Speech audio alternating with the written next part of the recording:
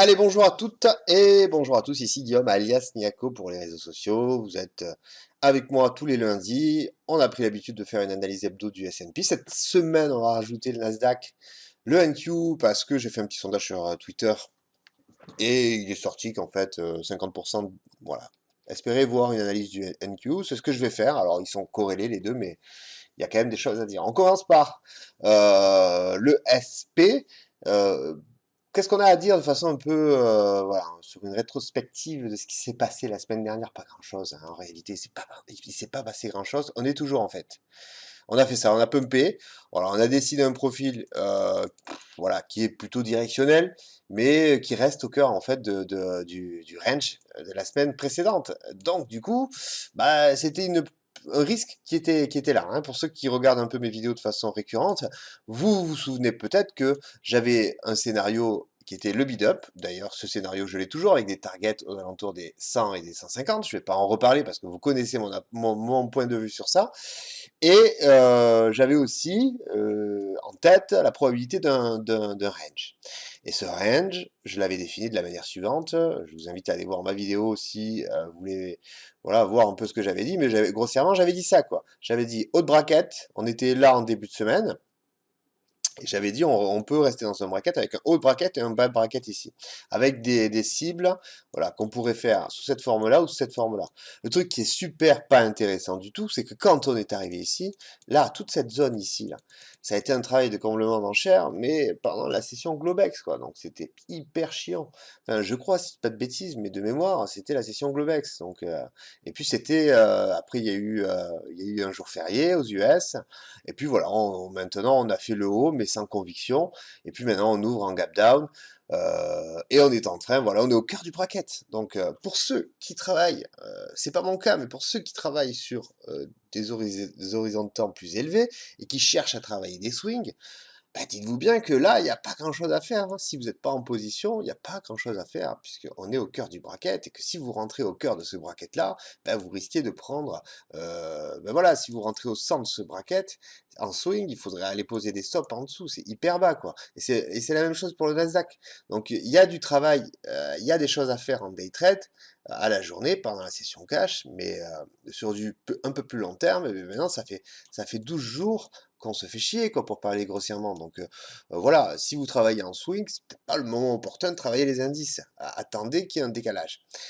Moi, je reste toujours, je reviens sur ma vue weekly, j'ai toujours ça en tête, c'est-à-dire la semaine du 12 septembre qu'on a ici, ce gros décalage qui a été, on est passé au-dessus du POC là, hein, c'est-à-dire que là, on est au-dessus du POC actuellement. Mais moi, voilà, je vois ces zones. Je pense que, alors, est-ce qu'on va aller les travailler, hein, c'est-à-dire faire du comblement, j'en sais rien, mais je les vois, je vois en tout cas que, enfin je vois, je suis pas voyant, hein, mais je pense qu'on peut faire une target. Voilà, un excès, un rejet, ou un excès ici, un rejet, ou autre chose, c'est arriver, atterrir et travailler l'enchère de marché. La nature horreur du vide, les marchés aussi, et le market profile, mais en évidence, c'est vide.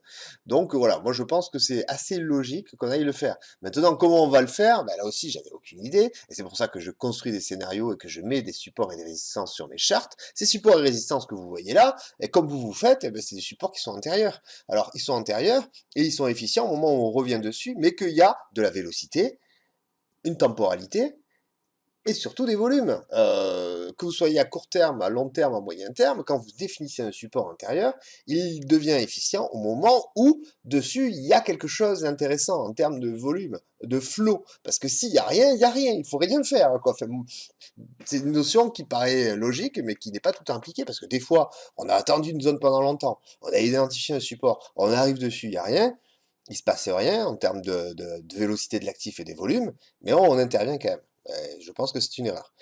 Euh, les meilleures informations se font durant la session, c'est sûr. Après, nous, on construit un cadre pour voilà, travailler correctement. Et très souvent, les niveaux identifiés, quand on les a bien identifiés, sont pertinents. Et il y a de l'action, il y a des changements dessus en termes de volume qui sont intéressants. Enfin, je clôture la parenthèse et je vais aller sur le court terme. Donc le court terme, on retrouve notre braquette, on retrouve les niveaux supérieurs et les niveaux au-dessous à ne pas franchir parce qu'on risquerait voilà, d'aller faire du travail d'enchère dans l'IPC il y a 3 semaines. Donc on ne veut pas. Cette semaine, il y a quand même Powell qui parle, je crois, mercredi. Il y a le NFP qui est aussi là cette semaine, je ne sais plus quand, mercredi ou jeudi.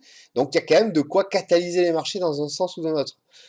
Et ils peuvent nous faire, j'en ai déjà parlé, mais un sale piège, quoi. C'est-à-dire venir ici et puis nous faire une énorme réponse acheteuse pendant une stat et puis renverser. C'est du classique, donc voilà, soyons vigilants. Aujourd'hui, est-ce qu'ils vont nous le faire? Non, je pense pas. Je pense que ça va plutôt être dans cette case-là, quoi, après-demain, mercredi, hein, puisque c'est là qu'il y a Powell qui intervient et qui a des stats.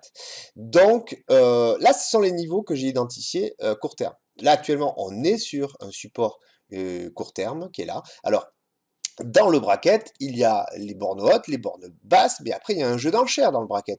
On voit très bien avec c'est ça qui met c'est ça qui est bien avec les profils, c'est que ça met en évidence de façon assez claire, limpide, le jeu d'enchères.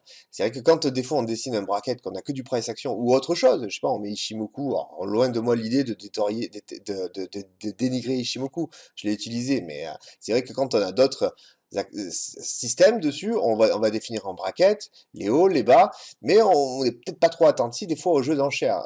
Et les profils, qui ne sont en fait qu'une représentation graphique de ce qui se passe en termes de price action, eux nous le mettent en avant, quoi, hein. Quand je dis ça, j'arrête de faire des longues phrases et je vous fais un petit dessin pour que vous puissiez comprendre, mais l'enchère de marché ici, donc vous voyez qu'en fait le déséquilibre est ici.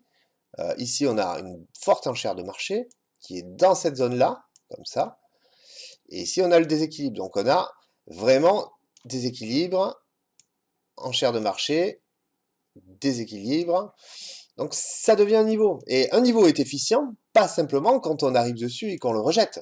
Parce que on pourrait croire ça. Ouais, il a cassé, il marche plus. Il aurait dû. Mais non, il a cassé, il peut marcher. S'il casse et qu'il nous dessine un profil de type B-shape sous cette forme-là, ça reste un niveau efficient, sauf qu'il faut appliquer un principe de polarité. Là, c'est un peu l'exemple qu'on a sur la journée du 22, où cette zone-là, ce niveau des 990 dont je suis en train de parler, je l'avais moi sur ces charts.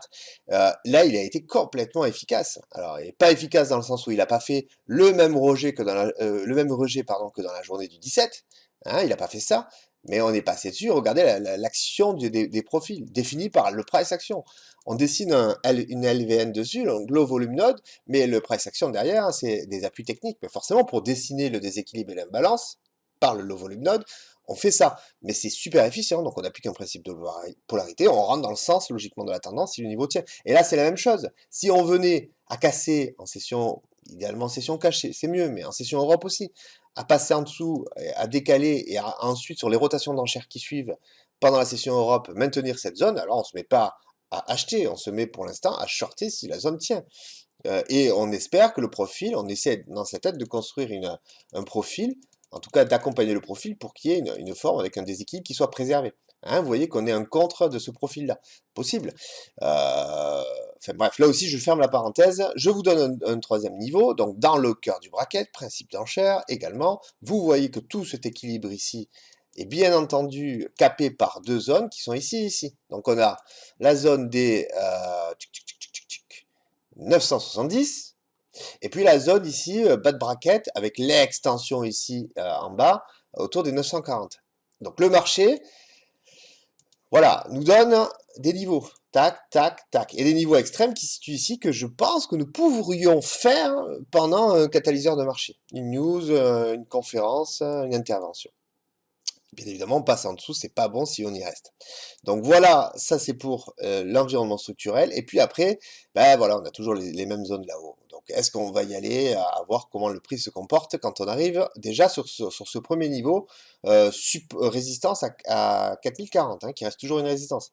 Mais la résistance des 4040, c'est bien, si je reviens loin en arrière, voilà, c'est bien cette stat IPC là, parce que l'IPC a l'air quand même bien drivé, puis toute la session cash qui est complètement décrochée par la suite, et là voilà, 440, elle est ici, on est en train, pour l'instant, de faire du volume au-dessus, du volume en dessous, on s'entend à valider ce price action du 13 septembre.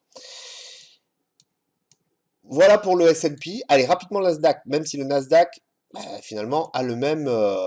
il est corrélé, quoi, quand même, hein. Donc, même, il manque un peu plus de jus, je trouve, sur le Nasdaq. Il est un peu moins fort, mais il reste corrélé. Parce qu'on est toujours là aussi, sur le Nasdaq, soumis à ce profil hebdo d'il y a 3 semaines. Et on est dans le bracket là aussi, on ouvre en gap down, la même chose, on est ici. Donc on est ici, on va voir ce que nous fait le marché.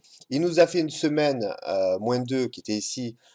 Donc c'est un profil en extension avec voilà, des extensions en bas et en haut, avec une bonne cloche, une bonne boucle bien épaisse au centre. Donc là maintenant, la semaine dernière, il nous a fait tout ça, ben, c'est bien lié à ça. Donc maintenant, à voir un peu ce qu'il va nous faire là, est-ce qu'il va accepter. Donc j'ai défini des niveaux, et là, comme sur le S&P, euh, je pense que si vous faites du swing, il n'est pas opportun de se placer là.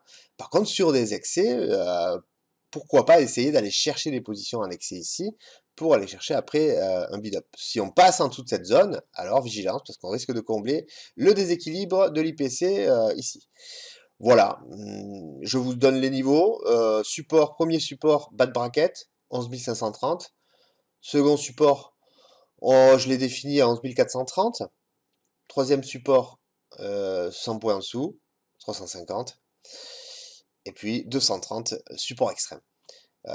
Et puis, on a des résistances à l'intérieur du bracket, là aussi. Résistance, bah, celle où on est passé en dessous du gap down, qui se situe à 750. Si en session cash, on revient dessus et qu'on s'appuie, bah alors c'est peut-être judicieux de prendre des longs pour aller chercher une zone, la prochaine résistance à 850. 950, je ne le fais pas exprès, hein, c'est pas à chaque fois, j'ai pas cherché à faire 100 points de plus, mais c'est comme ça. Et puis le haut du bracket ici. J'ai pas pris la queue de vente ici. Alors attendez, parce que ma session cash. Ouais. J'ai pas pris la queue de vente Globex, j'aurais pu, parce que là c'est une single Globex. Mais on aurait pu la tasser avec une extension ici, là, jusqu'à là-haut. Et puis, grosse target à 12 300. Target qui, si le S&P fait sa target, il la fera aussi, hein, probablement. Voilà, j'espère que la vidéo vous a plu. J'ai essayé de condenser 12 minutes. Merci encore de me suivre. N'hésitez pas à liker, ben forcément. Le like me permet moi de voir si ça plaît. Et puis voilà, ça me motive, quoi. C'est tout bête, ça prend une seconde. Donc, et puis ça permet voilà, de faire connaître un peu ces analyses au plus grand monde. Donc, je vous souhaite une bonne journée, une bonne semaine. Soyez prudents et soyez opportunistes quand il faut l'être. Ciao!